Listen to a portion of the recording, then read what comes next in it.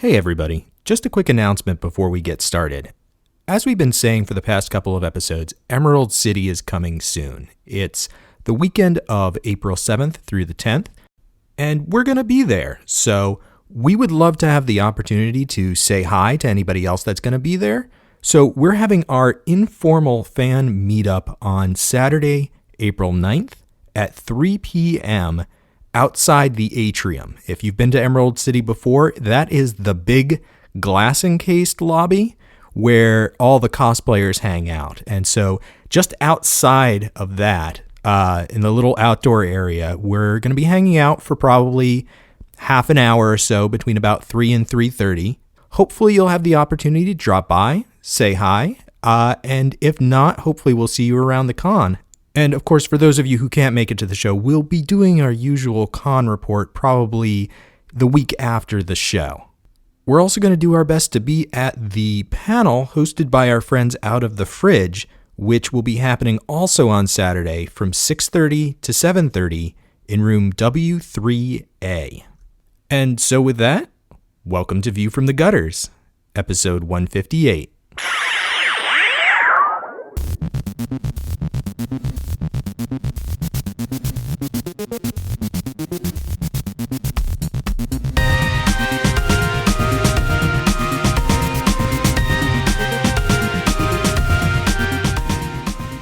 Welcome to View from the Gutters, the comic book club podcast where each episode we discuss a collected edition, trade paperback, or graphic novel.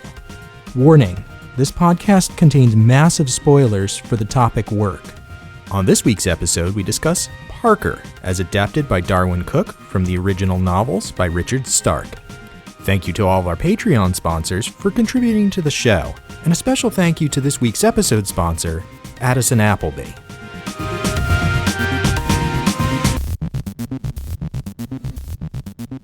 Let's get shit done so I can go paint skeletons. Okay, your pie disappeared. Going. I don't know anything. What fucking pie? Toby's pie. Oh no, I killed it. Oh, my raspberry pie. Yeah. It's tucked behind the TV. Oh, okay. Oh my god, I'm so fucking confused by this conversation. I'm patently disinterested. Joe, I put a pie behind the TV. What part of this don't you understand? Okay, all right, I'm ready to go. Perfect. Perfect. All right. Well, welcome to View from the Gutters, episode 158. I am Tobiah Panshin. I'm Joe Preti. I'm Cade DeForge. And I'm Cade Reynolds. And we are talking about the Parker books by Richard Stark as adapted by Darwin Cook. And we are 100% on task right now because Kaylee isn't here to distract us the way that she always does by sitting there and not saying anything and looking awesome. Yeah. I mean, that doesn't mean we're going to stay on topic. No, that's not going to last long at all. It's just, oh my God. So, Cade, this was your pick. This is the first pick of our new rotation system where we are going in order picking books instead of voting on them. Right. So, would you like to just kind of start out by talking a little bit about what Parker is about and why you wanted to discuss it on the show? Okay, well, I wanted to discuss it on the show because it's been pitched by, I think, 3 different hosts. And it's one of those books that we've always known we needed to talk about, but just can't get voted for. And it's brought up a lot in conversations not about itself. Most recently, I think, being on the Catwoman episode talking about Darwyn Cook and his art, and Parker was brought up, and it made me furious that we had never talked about it. So and I felt that we needed to. So Parker is it's originally a novel series. I mean, well, it still is a novel series, but not ongoing anymore. About a character who is heavily embroiled in crime and the crime genre that was around at the time. So Parker the Hunter was the first novel of the series, and it was the first one to be adapted as well. And so this involves a man basically walking down the road and needing to forge a new identity and get payback on these people that have screwed him over in the past. And as the books go on, we learn about this syndicate that's controlling all this crime, all the organized crime. Sorry. So generally, it is a book about crime and criminals and criminality. Yeah, I mean, it's about, like heists, shooting people.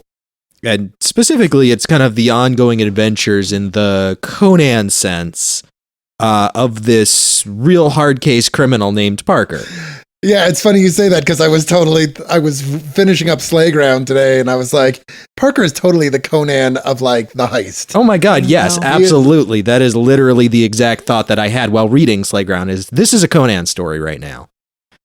Prone to violence, kind of like Marley Gray adventure. That actually gives you a look into the Conan story. Like, Conan was a thief to begin with. Yeah, he was only occasionally a soldier and much later a king. And at his heart of hearts, he was a thief. But he did jobs. But you're looking at a fantasy book that actually has more in tie with this, hard-boiled crime story than with a... Well, I think that speaks to the fact that they both came out of the same kind of pulp serial medium. Oh, absolutely. But I'm going to steal a beetle here a little bit, and I'm going to jump straight to Joe, because Joe will not shut the fuck up about Noir or Parker or Richard Stark. And I feel like this is the one time where he actually legitimately has license to talk about all of these things as much as he wants to. And I'm not going to try and shut him up or move the conversation along. If you're listening at home, that was 4.5 shots that you're supposed to take in the View from the Gutters drinking game, because we have mentioned Noir, pulp, a pseudo other reference to Noir, and a comparison to fucking Conan, because that's the only thing. So... Well, it's the most available thing. We're less than 5 minutes in, you're going to get stinko. All right. Wasn't Conan episode 1? No, episode 1 was Orkstein. That's right. I thought that was episode 2. Oh, anyways, it's episode 2 in the new chronology, because there's an episode 1 that is, hi, this is a podcast we're going to be doing. Yeah. Goodbye. That none of us are on. Yeah. So I think, reading Parker, I think is a wonderful experience. I think Darwyn Cooke brings a really cool sensibility to it. And I think that these novels come out of a very long tradition of, I think the pulp, out of a very long pulp tradition, which gave us a lot of really cool characters like Sam Spade and Philip Marlowe and the Continental Op, and authors like Chandler, Hammett, Ross MacDonald, Robert B. Parker in the Spencer books. I mean, they're all, Conan, I think, comes to my mind just because I'm a child of the 80s, but I mean, you had these kind of, it's adventures of like white dude that doesn't take any shit, right? Like, there's not just white dude that doesn't take any shit, but the white dude who doesn't take any shit, who is better at not taking shit than everybody around else. him. Yeah, absolutely. As Chard is very fond of pointing out, Conan's main power is that he doesn't die when other people die. Yeah. And I think that is Parker's power too, is that he survives in situations that would kill any other man. Well, and I think the interesting thing about Parker is that he comes out of this tradition of, I think one of the hallmarks of the hard-boiled and noir models or genre of telling stories is you have these characters that have a code of ethics. Now, that code of ethics may be completely counter to the standard morality, but the interesting thing is that they always act according to it. And so there is some gauge to which you can kind of guess at their actions. And Parker is interesting to me because I think that he's much more modern. I think that it says a lot about these tropes that you get out of these fucking 90-year-old method of storytelling, because the Maltese Falcon was like 26 or 23 or something like that. Like, you're asking the wrong crowd. Yeah, Really? I was looking at Kit because I thought we always talk about the Maltese Falcon. Mother. It was a genre. No. Thank you. That's sweet. I love your mother. She's amazing. I mean, it was a style of writing going back as far as the late teens, but I think it really picked up steam in the early 20s. Well, the pulp writing was popular in the late teens, but the first hard-boiled the crime fiction. Well, yes, and you have things like Roman noir and police noir, and you have all these different things. But the Maltese Falcon is this touchstone because it's where it really starts. This is where you get the anti-hero from and Sam Spade. This is where you get the femme fatale from Bridget O'Shaughnessy. This is where you get these tropes that have held up over time, and I'll be damned if Parker isn't like the very model of the anti-hero. Parker comes from cowboys. It's always my thinking is that these characters come from our like desperado mindset or, lone gunman sort of thing. Yeah, absolutely. And with Parker, it's, he's as popular as he is because, before Walter White, before all these kind of people that would do anything to protect their own interests, we have a guy that's only rule is don't double cross anybody unless they double cross you. Yeah, I mean, and no, that's fine. It's mostly, I guess, just that as we've discussed before, there's this larger interest in these type of characters that do the things that you wish you could do. And the core with all of these character types is that if you're good at your job, you can do anything. And we've talked about that before as well. Something about these characters sticks in our minds and something about their questionable ethics, becomes excusable in the face of competency. And Parker is really one of the best examples of that we have. We get to enjoy his stories because of how incredibly good he is at his job. Yeah. And because he takes you with him. He's not a blank slate to you, even though he's kind of a blank slate to everybody else. Yeah. Because we're privileged to his inner monologue. And so, it's funny because I was talking to somebody at work today about it, and I was like, have you ever seen Payback? Which, even though the main character is named Porter, it's named Porter because Donald Westlake, who was Richard Stark, who wrote the pseudonym, he wrote the Parker books under a pseudonym, was not thrilled with the adaptation. But it's basically, if you haven't seen it, it's Mel Gibson running around after the outfit, the syndicate, I think they call it in the movie. And he just they keep conflating the amount of money he wants. And he's like, no, I just want my $70,000. That was what was stolen from me. That is what is owed to me. That is what I want. And I love this idea that Parker is the best, right? He is the ultimate fucking heist man, but he doesn't want more than he rightfully I just want my carpet back, man. It really tied the room together. There is this single-minded... Heat on my carpet. Yeah. It is that very dude-esque, single-minded, because to him... That's what it's about. This figure. It's it's not about the money. It's about the principle. Exactly, right? It's he lets you fuck him over. It doesn't matter that you are the fucking end all and be all of crime. Everybody will fuck him over, and he can't fucking have that. It'd be better for him to be dead.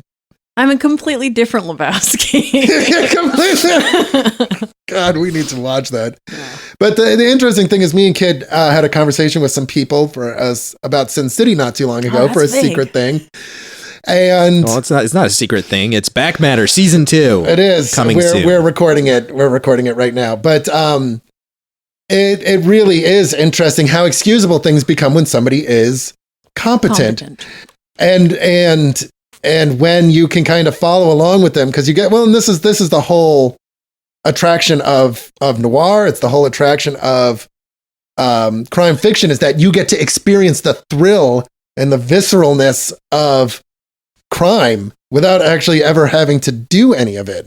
And the great thing about Parker is that and we talk about this in Sin City, is that in film, in the 30s, 40s, and 50s, when noir was really huge, you had the Hays Code, which was enacted in like 26 or something like that, which specifically spoke to things in film that could not happen. And one of those things is you could not have the bad guys win. If you committed a crime, then you had to either get arrested or die at the end of the movie.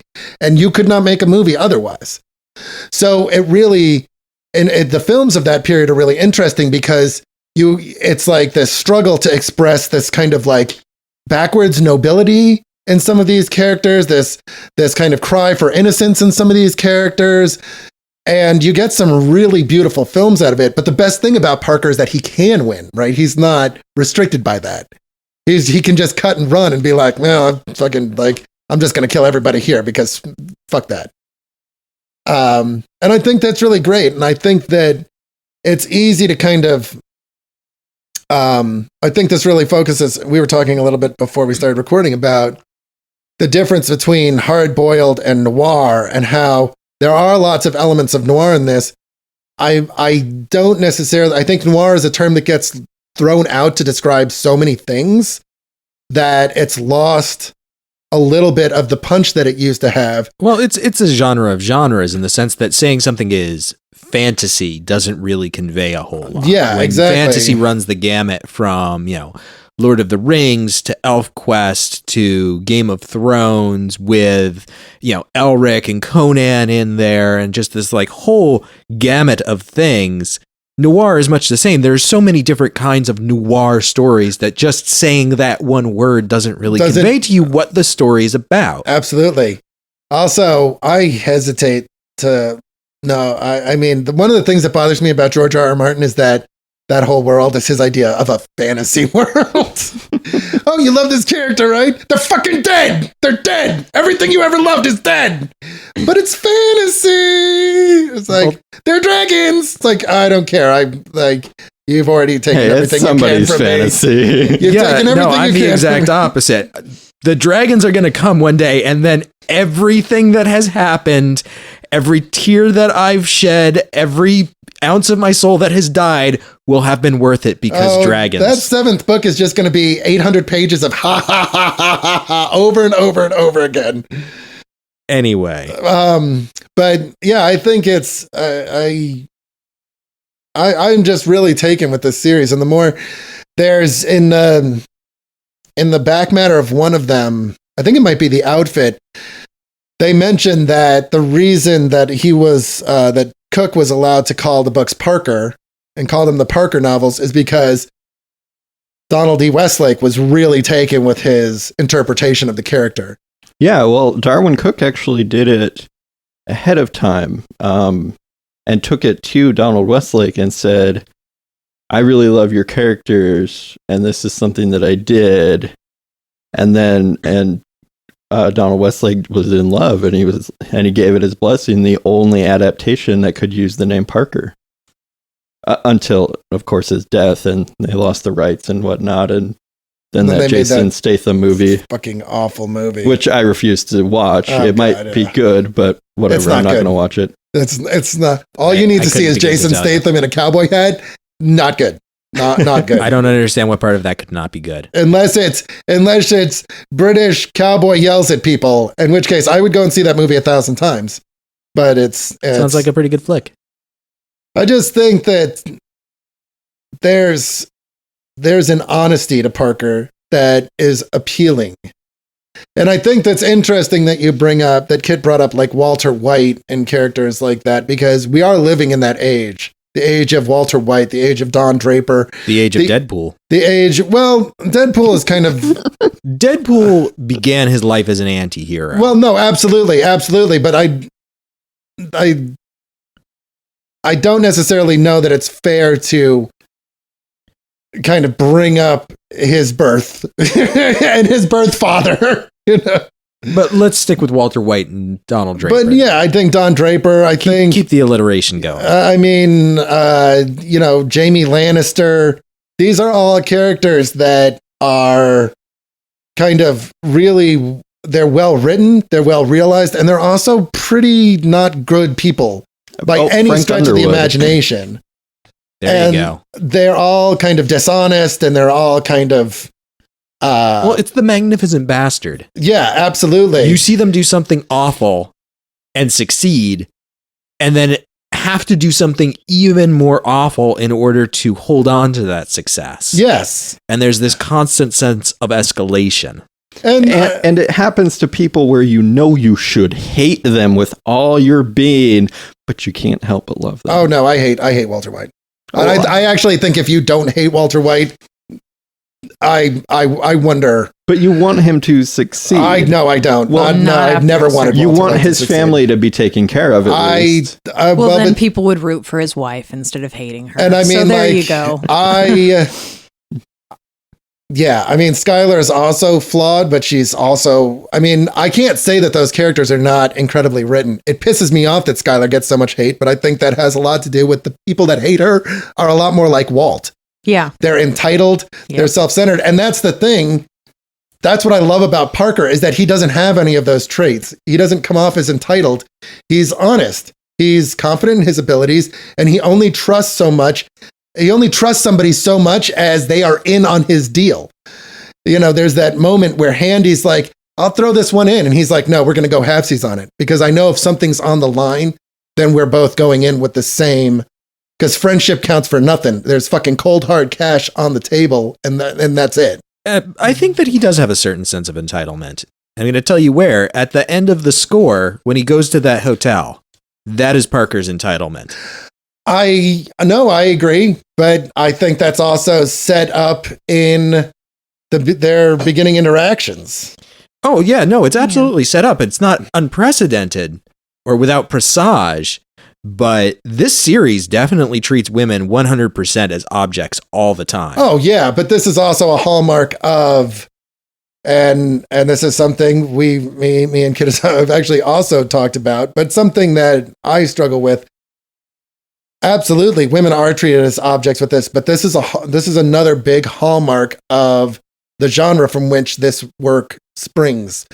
Yeah, that was a really nicely crafted sentence. And 100 years ago, I mean, things were a lot different. Well, yeah, absolutely. But I mean, I don't think that it's not that excuses it. It's that I'm not saying that it excuses it. In fact, I think that it's very problematic. It's something that I wanted to talk about when I originally pitched it. But I mean, it doesn't excuse it, but it is worth talking about how views have changed. I mean, objectification of women was prominent. In many ways, it still is extremely prominent, but more so into the late 80s, early 90s. I don't know. It is something that upsets me about this book, but it's something that couldn't have been done a different way at the time. I think that's fair. I am not upset by it because the minute I recognize, because of the genre setting, you know, it's something that I expect. It's something that I will definitely speak about. I'm not going to be like, oh, it's okay because this is strangely anachronistic and we're not exactly sure when this takes place. Although we can probably say it's around the time is the early 60s. Yeah. So there's zero like ambiguity here. It's, again, if you watch Mad Men, if you watch James Bond, if you read any of these sort of books and you're angered and surprised by the treatment of women, you're probably a little bit dense if you weren't expecting it. Does that make any sense? Like, you look at the time, you look at the reality of the situation. We talk about this on the Sin City thing, is that when you're affecting a certain style, when you're in this certain genre type, some of these things should not surprise you. I almost think it's a non-point. Like, I almost think it's a moot point to bring those sort of things up in these kind of books as if it's different or surprising or worthy of note, because it's, like Joe said, it's a genre definer. I would not begrudge somebody doing that in this sense, because it again, Bond was like, what was Fleming doing, like 1953, I think was the first Bond or something like that, in writing, of course. And it's, we talk about this to where Bond only becomes The sexism in Bond becomes a big issue when you're doing modern day Bond. If you're doing Bond in the 60s, how do you expect women were treated in the early 60s?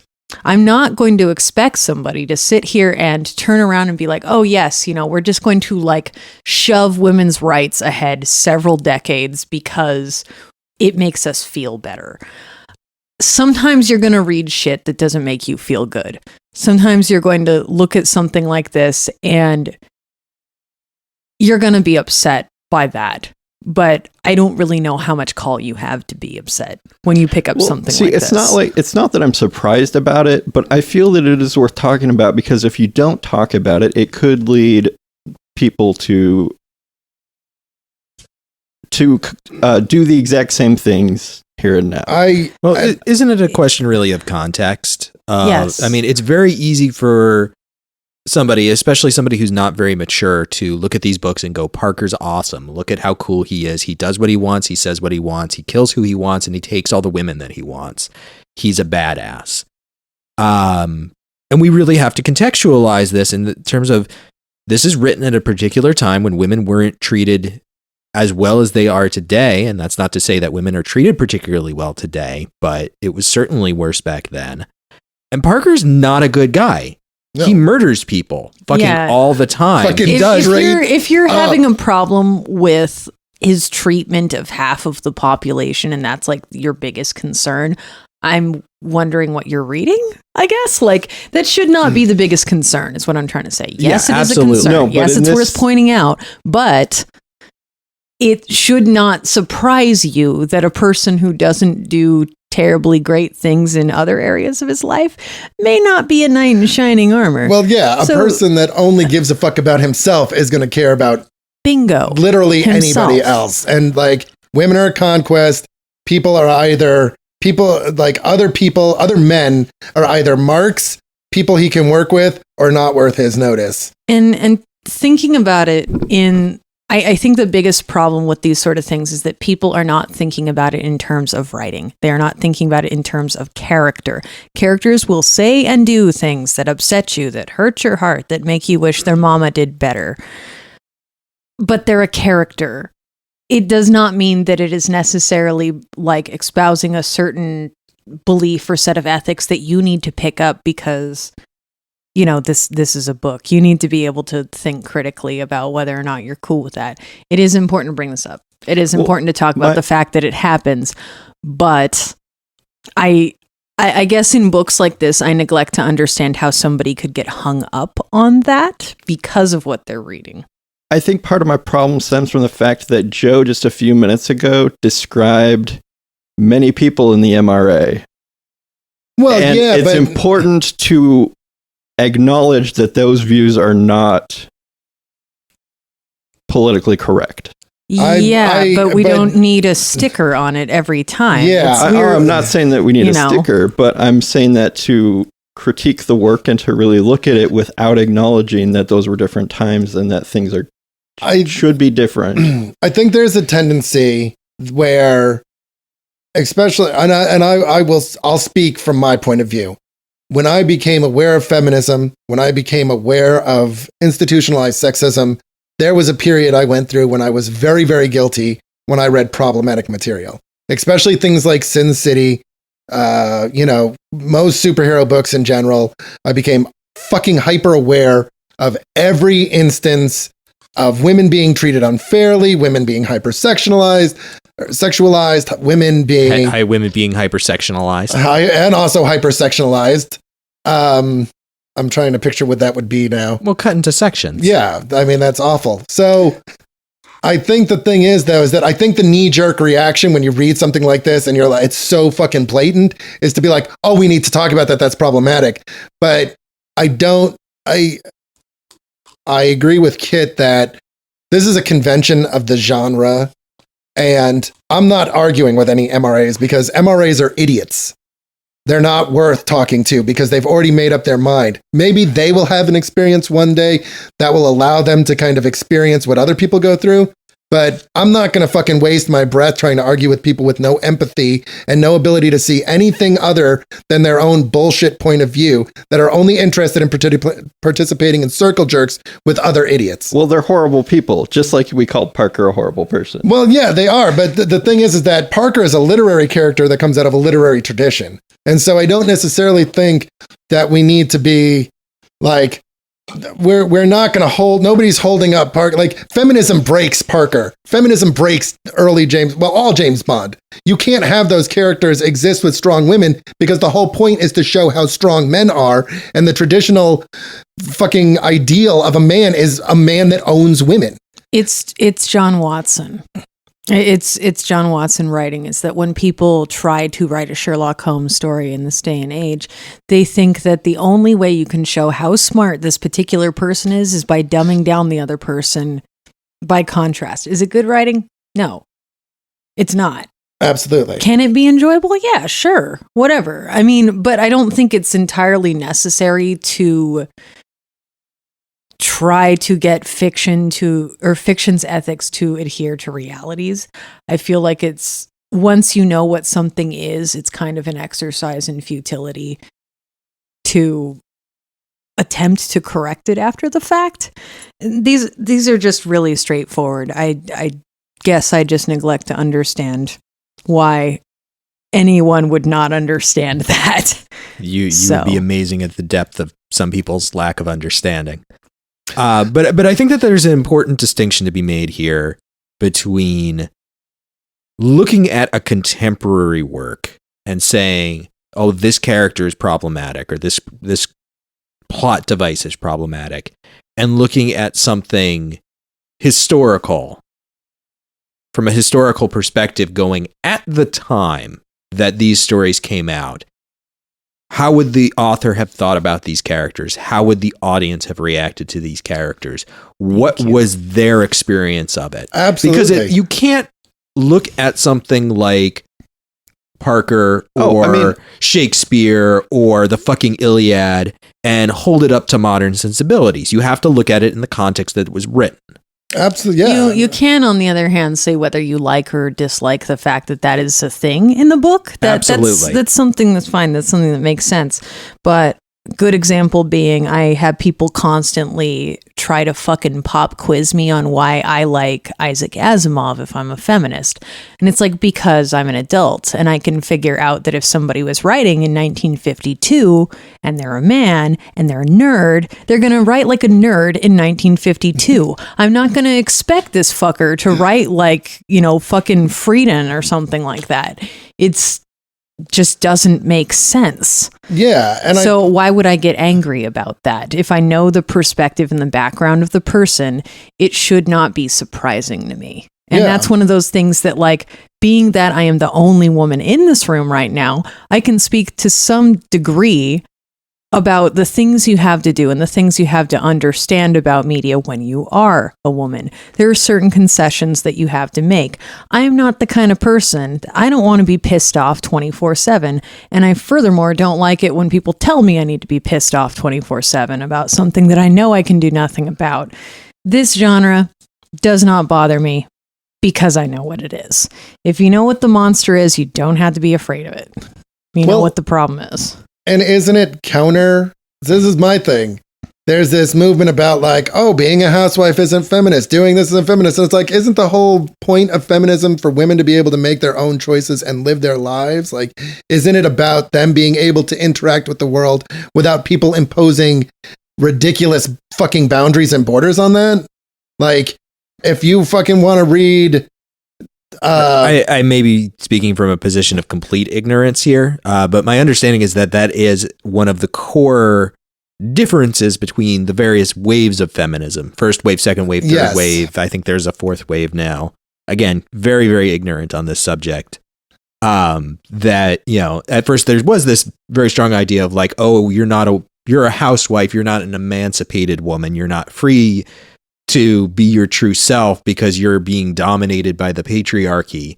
And that over time, there's been this evolving idea of feminism as women's right to be free to do whatever they want, including mothership, home, whatever. Yeah, you know what I mean. I'm sorry.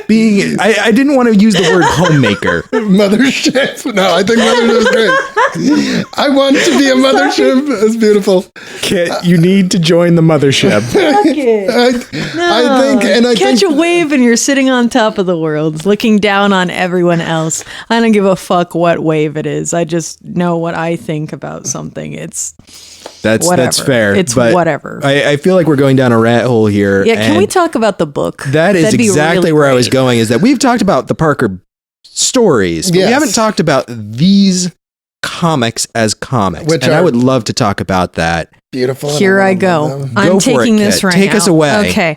So going back to 1962, going back to some of the styles and sensibilities that were popular in the 60s, I really, really love what Darwyn Cooke did in this book because he uses a duotone way of coloring and illustration in this. His style has always been very sharply reminiscent of advertisements and everyone's favorite word, retro, in the 50s and 60s. This sharp, angular, very clean and simplified sort of style of illustration. When we put this in a crime book that, since everyone tosses around the word noir, they assume that it's going to be dark. They assume it's going to be gritty, shadowy, stuff like that. You know, criminal underworld, criminal thinking, dark minds, all that shit. What he did here means a lot to me because he took us to the time. You get all of the visual cues you need for setting and for tone and for all this other stuff, and for who this character is by the simplified style of illustration in these adaptations. It leaves little room for ambiguity about the character himself, because the character has a very simple set of beliefs. I think that an illustration style that reflects this about the character only serves to emphasize the sort of stories he's trying to tell you, and in some senses, kind of give you an idea of how you might want or he might expect you to feel about these stories. Things like, I don't know, maybe enjoy it. maybe enjoy it and realize you're not going to hell. It's pure entertainment. It looks like comics, newspaper, magazine sort of thing that you would pick up in this time period. He is a very, very faithful adapter. What do we say? Adapter. We've used the mothership, so his adaptation, I feel, is very faithful to the sensibilities that the book was written under. That's probably a better way to articulate that. Yeah, and I think it's. I mean, my God, these books are beautiful in just about every way, and I think Kit really nailed it. There is it comes out of a writing style that is very writing style. A writing style. Oh my God! It comes out of a writing style that is very, very, and I don't want to. The word I'm thinking of is not the word I want to use because it's the last name of the fucking author. But stark. It's very, very stark. Do it. It's very fucking. It's very. There's not a lot of language. There is the language you need to describe the thing or what is going on, and that is it. And, there are stories about people like Hammett going through his manuscripts and just fucking cutting them down until it was just enough.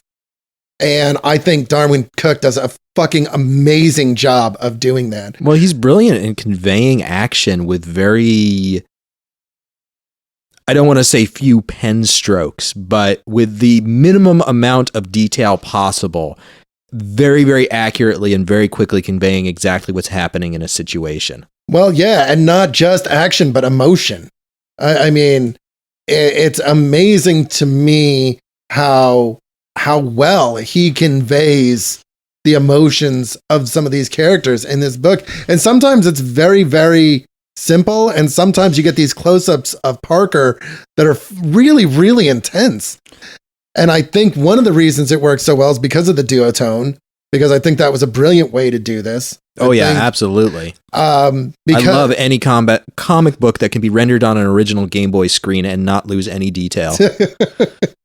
But there's actually a comic adaptation of Raymond Chandler's The Little Sister, and it's not bad, but I think it's the artwork is very well done, but I can't help but feel like it's almost too well done. Do you have it? I don't know. I'll All have right. to look, but Let me if know I if you don't, do. I will find it and get you the name. Thank you. Because it looked good, and the little sister is like my favorite Chandler story. Yeah. But I think that because he is able to be so pared down, that's what I'm going to say, in both his text and his art style, that you get everything you need from these books, and you get it. It's like, I don't know. It's like a cup of coffee in the morning. As soon as the caffeine hits you, you're fucking going. Or in the evening. Or in the evening. Well, whatever. If you're a kid, literally anytime. Non-stop. Non-stop. Coffee Got an for IV bag breakfast, right coffee now. for lunch, coffee at supper time. No, it's coffee in the morning, coffee in the evening, coffee at supper time. When Excuse me. coffee's on a bagel, your bagel tastes like shit. Your bagel is soggy. Why did you do that? What? No, the bagel goes in the coffee, not the other way around. Don't tell me how to live. All right. So here's another thing, though, about this. When we're talking about style, the duotone, things like that, duotone is not sacrificing. Again, it's not sacrificing setting. I talked a little bit about how you would expect a grayed out, washed out sort of world for this. What interests me is even with the use of the duotone, I am seeing a lot of influence from the Hanna-Barbera animation studio around a similar time that this would have, this is supposed to be set. Even with the duotone, I'm seeing those sharp geometric kind of negative space fillers that were very popular in the cartoons that were coming out around that time. And when Joe was talking about expressions, it clicked pretty hard in there. That was the style that I was thinking of, I guess, which was meant to be, again, simply or more easily animated and visually interesting with not a bare minimum, but a minimal amount of tweening in between. Yeah, in between action. I also need to point out the importance of page 102 in the score, because accuracy does not stop with tone. Accuracy does not stop with technology, because we have a very important cone bra on the phone, and that made me laugh so hard. Oh, there God, we are. yeah. Sorry, that's literally the most important thing in this book, because I sat there and I laughed for like 6 fucking minutes at this goddamn pointy bra. There's the Corvette in... Oh, which one is it? I think it's in the score. No, it's not the score. It's in the outfit, I think, where they're talking about... It is. It's in the beginning of the outfit where they're talking about the original heist that got them all screwed up. Oh yeah, when they with the plane and all that. Yeah. And there's the... Seeing the one parked at the diner on page 31 of the score. That's one of these cars here. I don't know from Corvette, but yeah, there's a lot of accuracy to the way that the time period looked, especially in like fashion. Yes. they're Okay, it's on Actually, page 40. yeah. Let's see. Page 40 in the outfit. In the outfit, yes, I'm sorry. I mean, the same page that Kit was talking about, page 31 in the score, where there's the picture of the diner. That billboard up there for the movie that was just coming out is accurate. Oh yeah, it's a mad, mad, mad world. Yeah. Yeah. One more. Am I correct that the score is the only one that's in yellow and the other 3 are in blue? Each one is in a different color. Yeah. Yeah. Oh, The hunter was in green. was it? Yes. The hunter is in my kind of like goodness. it's a light like a seafoam green. Kind of like a green that you would find in a diner. Yes. It's a Diner green. I like that. Yeah, it's diner Like green. Bakelite green? Why not me? Yeah. Yes. That'll Let's work. say Yeah. yes. Yeah. The score, the outfit is kind of in this blue gray. The score is in yellow, and Slayground is in gray. Like it's a light, very, very, very, it's gray with a little bit of blue in it. Okay, yeah. It just the other 3 seemed very blue to me, and the score was the outlier being just bright yellow or orange, I Yeah. guess. So Tangerine. About that thing that I said about the ethic of not double crossing unless they're a double crosser. I'm about to say a thing, and someone from work is probably going to hear me eventually with this thing. I do not want to return these books. I have zero interest in giving these back to the library. If one of you rats me out, you're getting a dirt nap. Oh God, no! I got to run out and buy these. I fucking love them. Kirby, I think it was probably 3 or 4 years ago, came home on Father's Day, and we had very little money, and it wrapped in. She bought me 2 things. I was having a really crappy time. I think I just lost my MacBook. Somebody had spilled a drink on it at a party. She came home, and she had a sweatshirt from the Danger Room, a hoodie from the Danger Room, that year's hoodie, which was Mike Allred. It was it had Madman on it, and wrapped inside was the Martini edition of Parker, which is the outfit. It's Parker, the first one. It's the hunter and the hunter and the outfit and the man with the getaway face in between. It's got a shit ton of back matter. It is a beautiful, like, leather bound, slip covered book. And reading these, I was like, they better fucking do that with the last 2 as well, because I want it so badly. I'm not entirely sure they will after the falling out, but the man in the getaway face was a single issue that we didn't talk about on this one because it actually hasn't been published outside of the Martini edition. It's not in the back of the Hunter?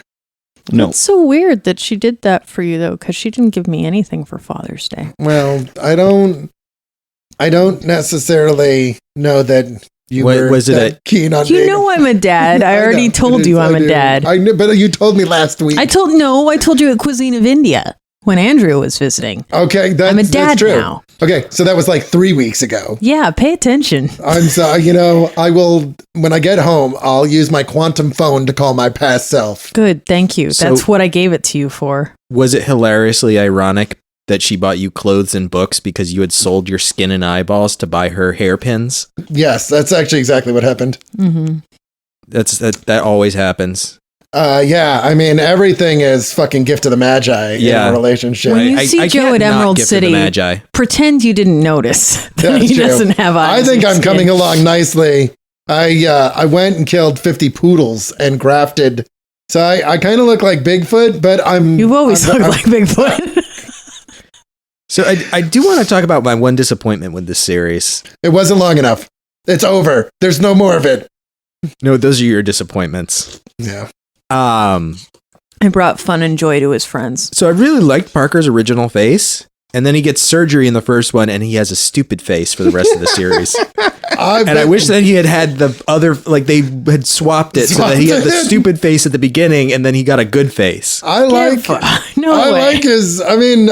both his faces equally. Nobody's asking you to sleep with him. I think everyone is asking me that. I think he is asking me that with his eyes all the time. So I'm going to admit, he no longer looks like a criminal. And I think that was kind of the point, is he looks like this smooth operator, kind of like ladies' man with his new face. What are you talking about? He's pug ugly. Pugly? Well, I love it in the score or in the outfit where he's wearing the mustache and the goatee. I think. Yeah, that's pretty cool.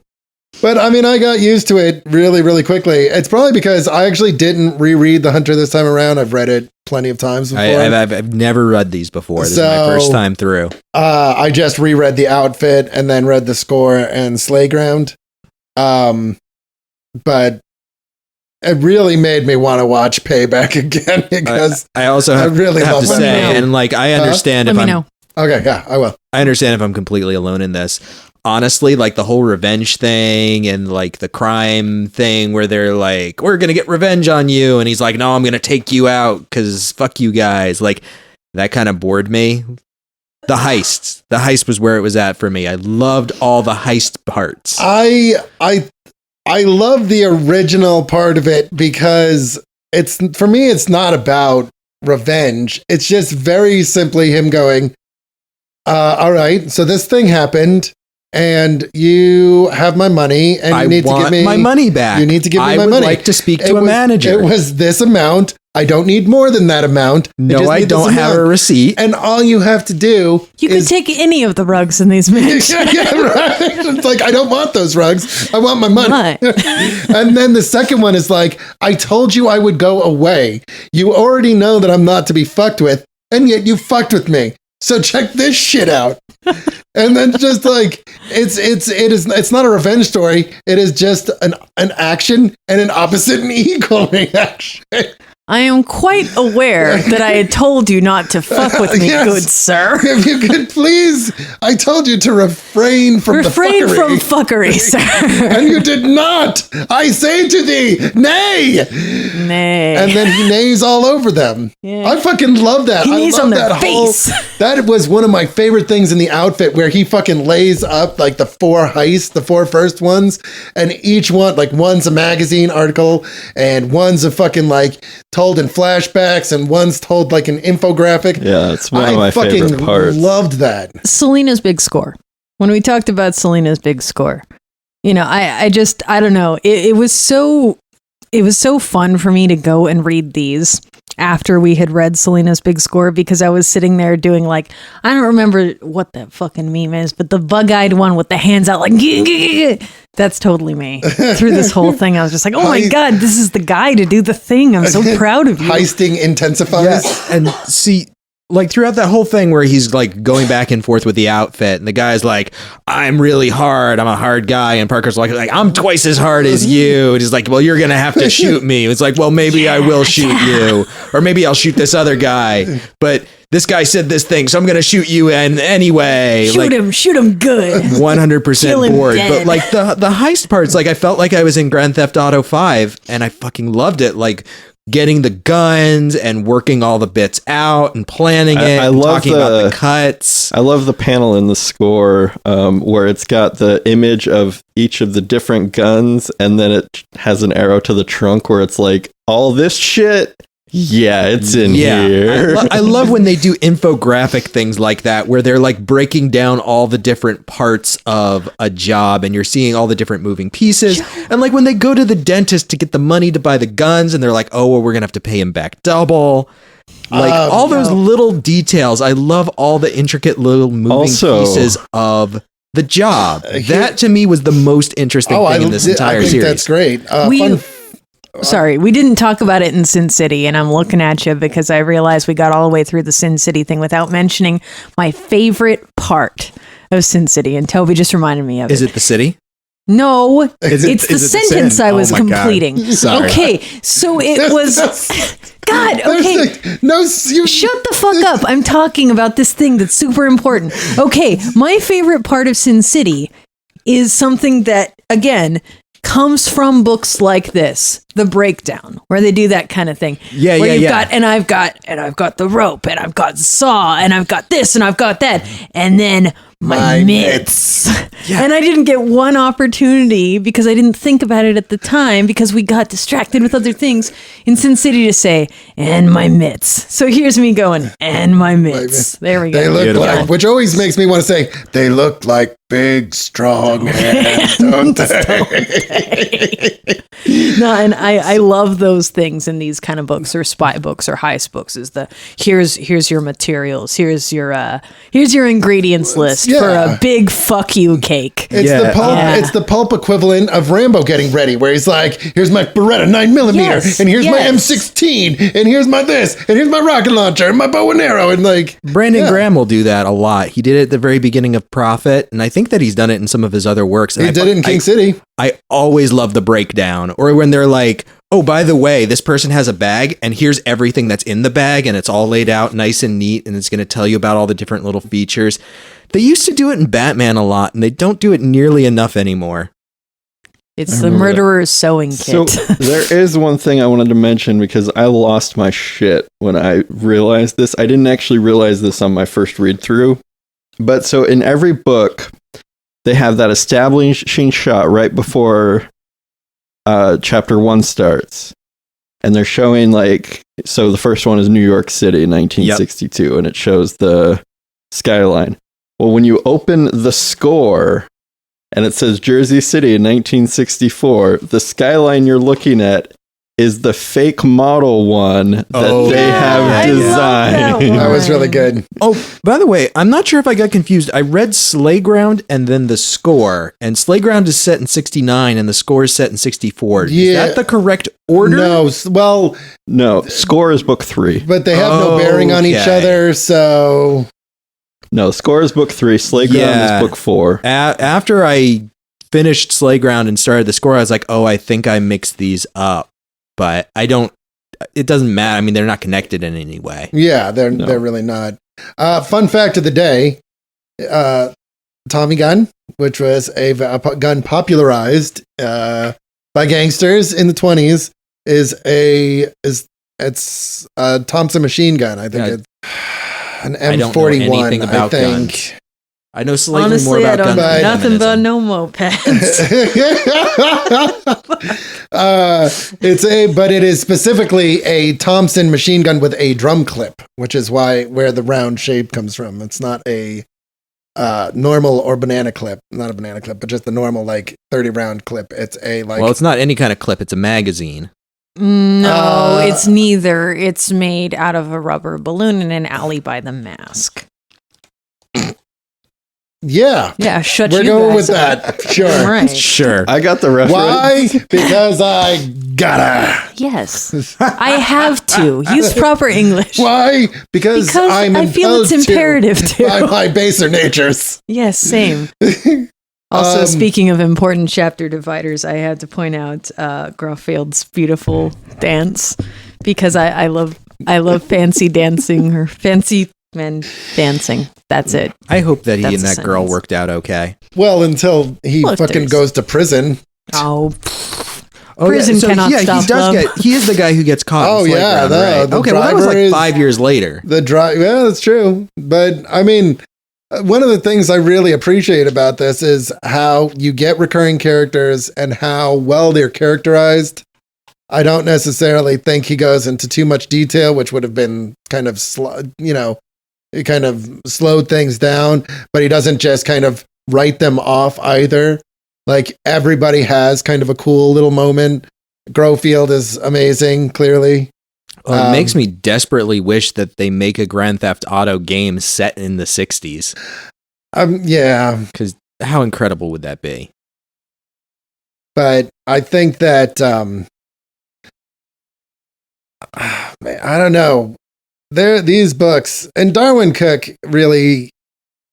He's one of the few people working out there in his medium that I feel like almost every time he does something, it's a fucking home run. I was gonna say he's one of the only people that I'm consistently pleased with. Yeah, in it's comics, just- like all the time. He's like Babe Ruth. He's just like pointing in the stands and fucking like knocking them out every time. And it's just, I really think that it comes from a place of love of what he's working with. You know, it's like it's on every page of New Frontier. It's on every page of Parker. I actually haven't read Selena's big score because Were you not on our Catwoman No, episode? I'm not. No. Got to get No, I up to get wasn't down, either. I've Joe. never That's read such it. a good one. I really want to because I love Catwoman, and I think although I've heard it's gotten better, you know, I know she really got screwed over by the New 52.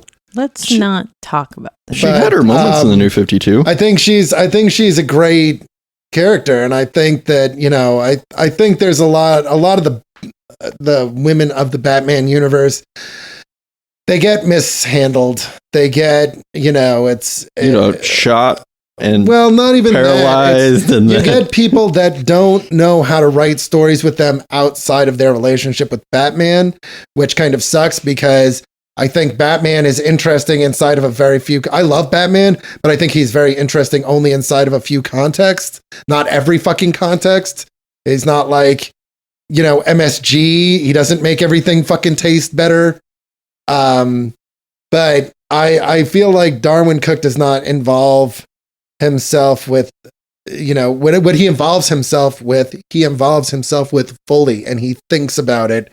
And that's why all of the works that he's done that I've read feel so put together. And Parker just, God, it's, I don't know that it could be real. You could realize it maybe differently, and it might be as good, but I don't know that you could do it better.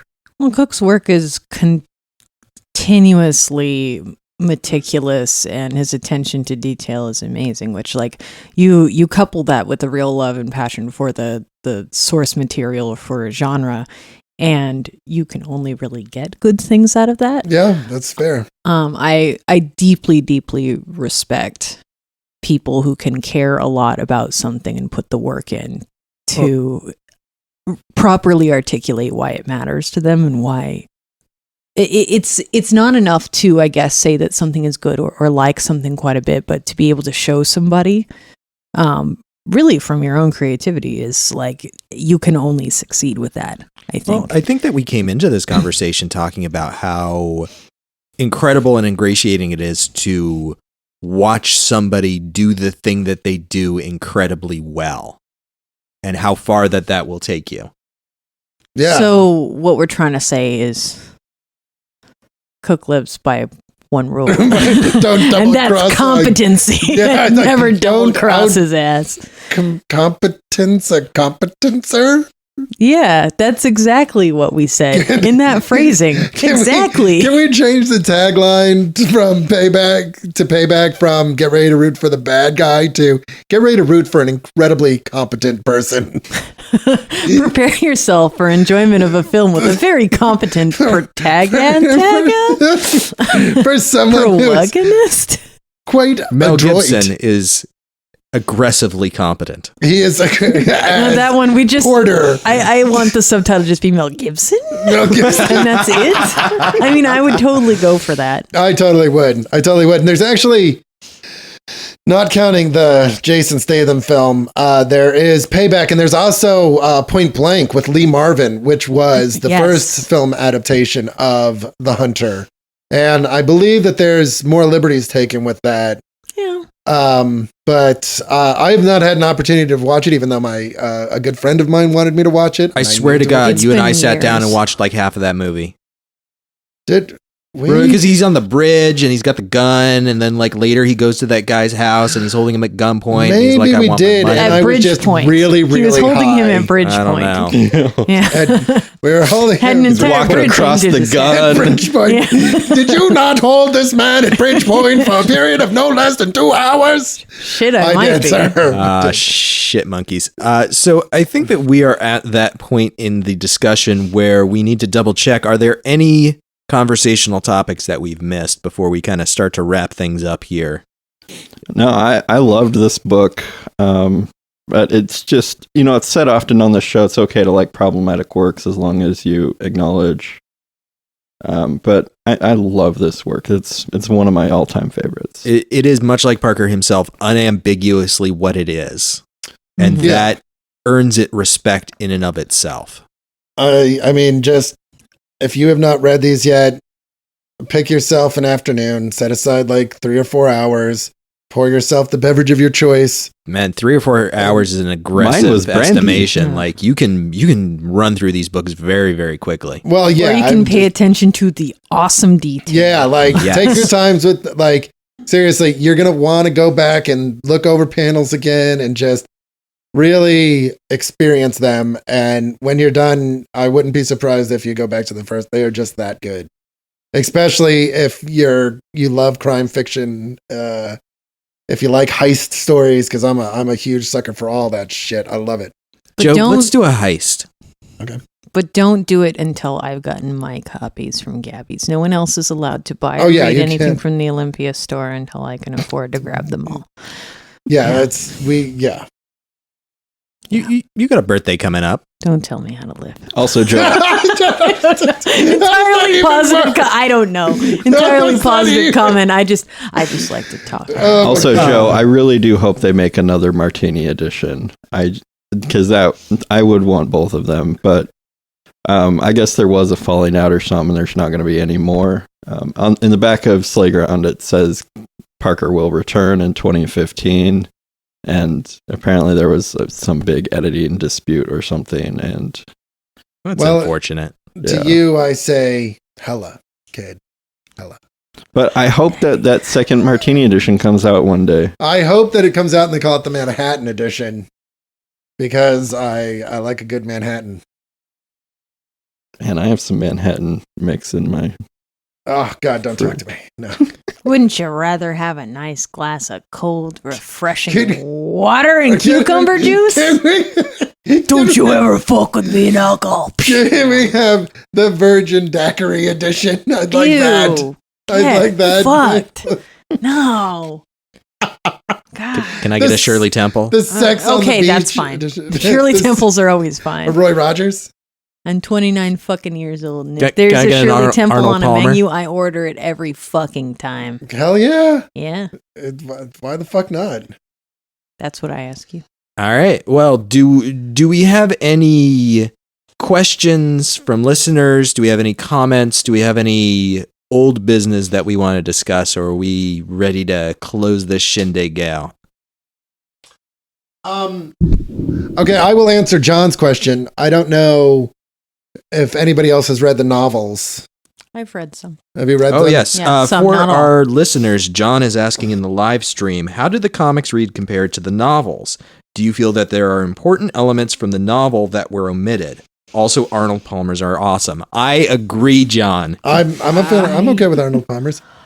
I feel we've kind of touched on it a little bit, but I personally feel that all of the spirit necessary of the novels that I have read is present in the comics. I definitely feel like there wasn't any attempt to gloss over, fix, or modernize a character for more, well, modern sensibilities. Joe, I don't know your track record on these or your... Well, I know I feel the same way. It's funny. Our friend Eric, who co-owns the comic store we go to. He of the Trout Man. He of the Trout Man. Where when I first moved up here, we were talking about my love of crime fiction and detective fiction and noir and hard boiled. And he's like, have you ever heard of Richard Stark? And I was like, no. And he's like, it was the pseudonym of Donald E. Westlake, and I was a fan of his. And he was like, you need to read the Parker novels, and he let me borrow a couple. And I agree with you. I could not agree with you more. I think that there is nothing. I think the tendency with some people doing an adaptation would be to make Parker a little less harsh. And I really am grateful that they don't do that, that Darwyn Cooke did not do that, because I think that is Parker. You can't take any of his edges off. You lose who he is. And so I think these are fantastic adaptations. I just think that I cannot praise them highly enough. Point of fact, I have a coworker who a year and a half ago was doing a library display, and an older gentleman, much older, he was kind of as close as you can get to an OG growing up with these books kind of person.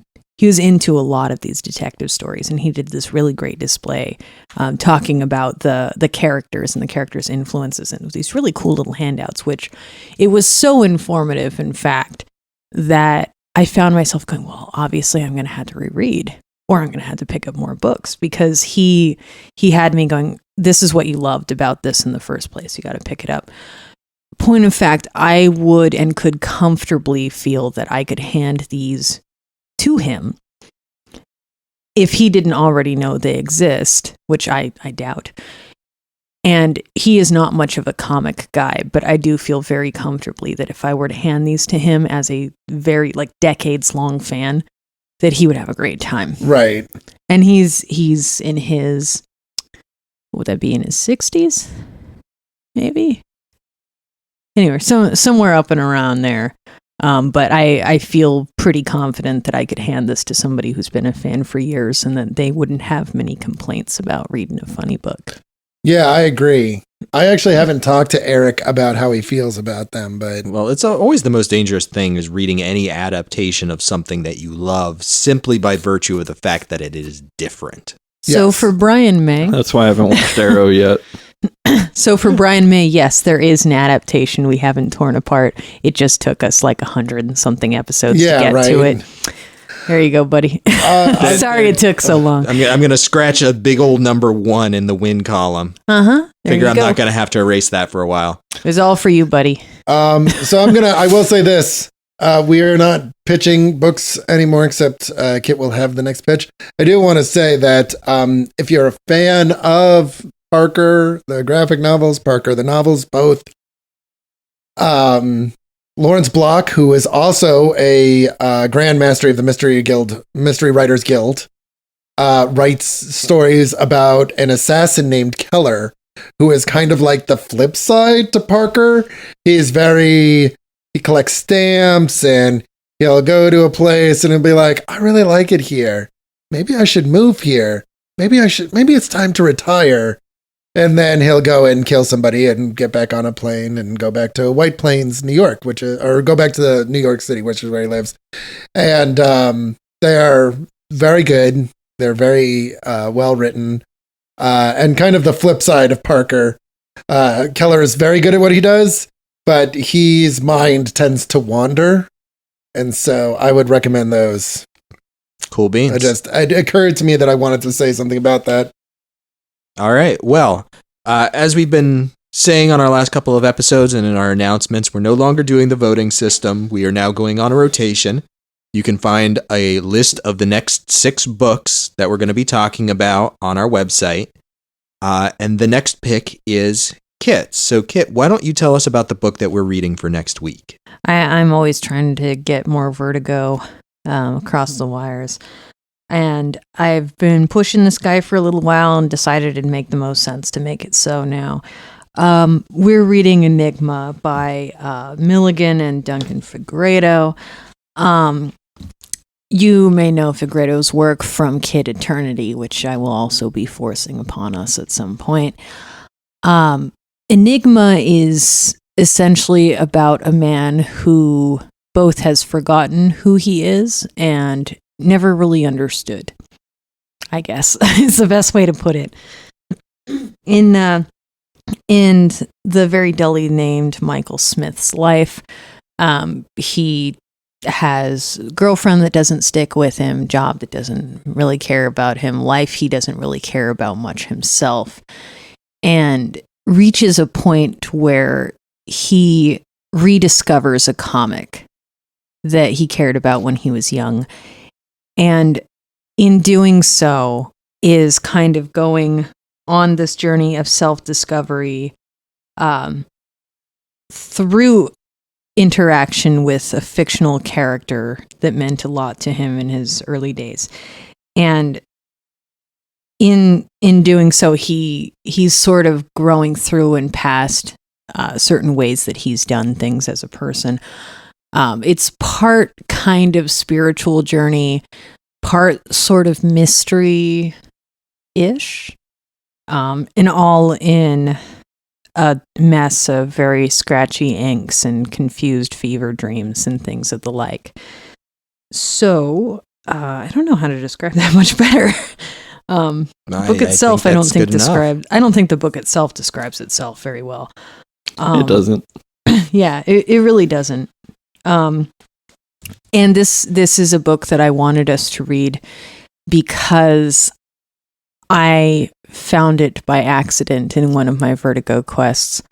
I remember buying it from a really small, very poorly run comic shop in Hoquiam, Washington for 99 cents an issue to save it from being bleached in the sun, because they faced all the issues of their single issues toward the fucking window, which I couldn't cotton to that shit.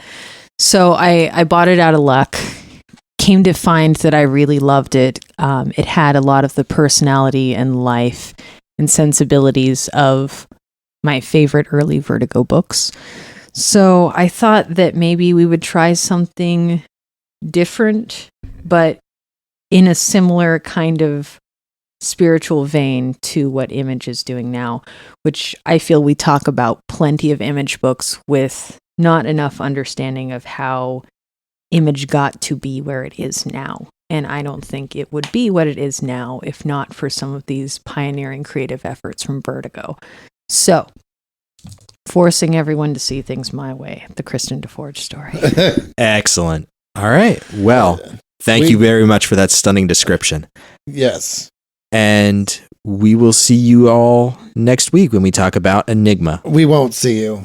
And you won't see us. We have established that we can see into them through their earphones. I'm Headphones. getting rid of your crystal ball. Damn it. I need that No. for reasons. Privacy, dude. Privacy. Bogus. Good night, everybody. Good night. This has been a production of View from the Gutters. Thank you to this month's show sponsors, Jeb Corzelius, Mike, Jeremy Ballard, Chris Bianculli, Tony Cortero, Kerfy Gonzo, Becca Lewandowski, Brian May, and Shopping Mall Krampus. We hope you'll join us next time for discussion of our selected title. In the meantime, we encourage you to follow us on Facebook, Twitter, and Tumblr. Become a sponsor of the show at patreon.com/viewfromthegutters. Like, comment, and subscribe to our YouTube channel where we upload old episodes as well as video content including panels and other events. Or leave us a review on iTunes, as it does help new listeners find the show. We encourage you to send any questions, comments, or recommendations you may have to contact@viewfromthegutters.com. Thank you for listening, and as always, keep reading.